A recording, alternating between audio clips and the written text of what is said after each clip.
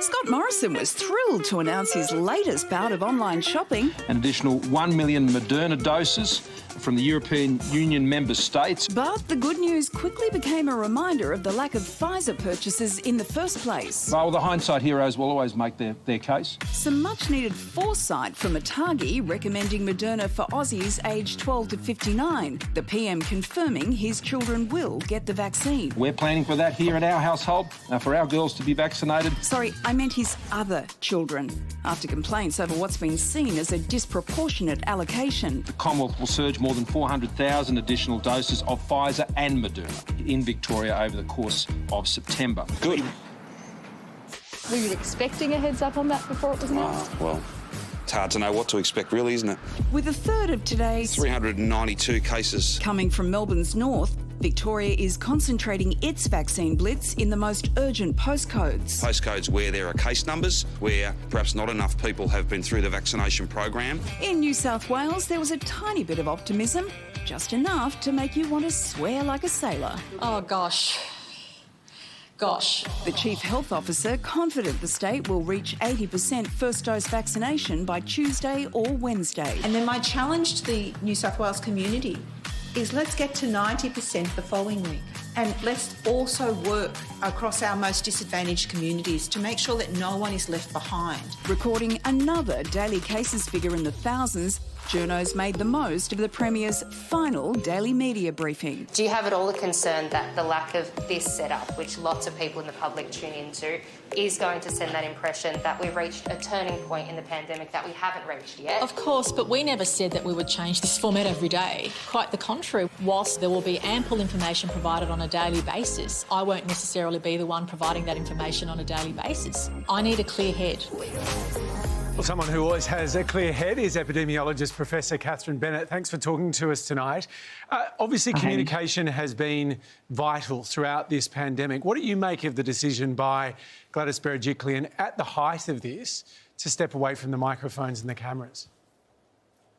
Yeah, look, it's an interesting shift. I think it's important. People are relying on, well, some people anyway, relying on seeing those daily updates around case numbers and so on, and that still will be provided. There are other things, though, that actually don't change that quickly, particularly at this point where we're looking at now really firmly heading into that plateau. You do want to see the case numbers coming down. You want to hear updates that report and confirm those changes, particularly when we see that reproductive number levelling out. But it means you'll have a few days where there won't be a lot shifting apart from day-to-day numbers bouncing around. So important to have access if you've got questions or people are anxious about anything.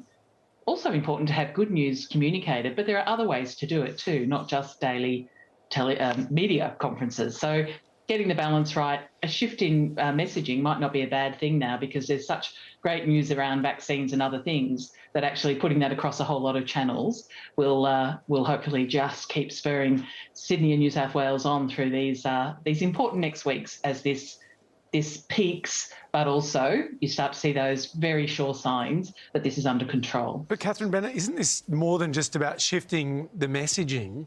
These politicians and, in fact, these health officials have unprecedented powers that have been granted to them during this. Don't they also have some added responsibility to actually stump up every day and answer the difficult questions, even when the news isn't good? Look, if there are new questions and there's new information to come through, then there should be access. There should be a way to actually either for the government to initiate those press conferences or for the media. But there is new information. There is new information every day. We are in the worst weeks of this pandemic in this country. It's not an if, it's a certainty. But it's not different information day to day. The health information is out there. It's the other information that might change behind that in terms of, what the government's doing, what the government knows, or what people need to know. And I think that's not changing necessarily day to day. And if it does, then there should be more regular media conferences. I don't think this is about not having media conferences. It's whether the Premier steps up daily. And if things start changing quickly, then I assume that would come back again. But I think for a lot of people, they tune in for the health data, and there are other questions that are asked. But whether you have to have a daily media conference depends on actually what is changing. So I think there's separate things here from the epidemiological information to other things that you're probably also alluding to, and there needs to be other venues for covering those things and regular, just not necessarily daily, potentially, media conferences. Professor Catherine Bennett, always appreciate your insights. Thank you very much. Thanks. From expert opinions to in-depth analysis and reporting, the Project YouTube brings you the biggest stories from Australia and around the globe. Hit the subscribe button now for news delivered straight to your feed.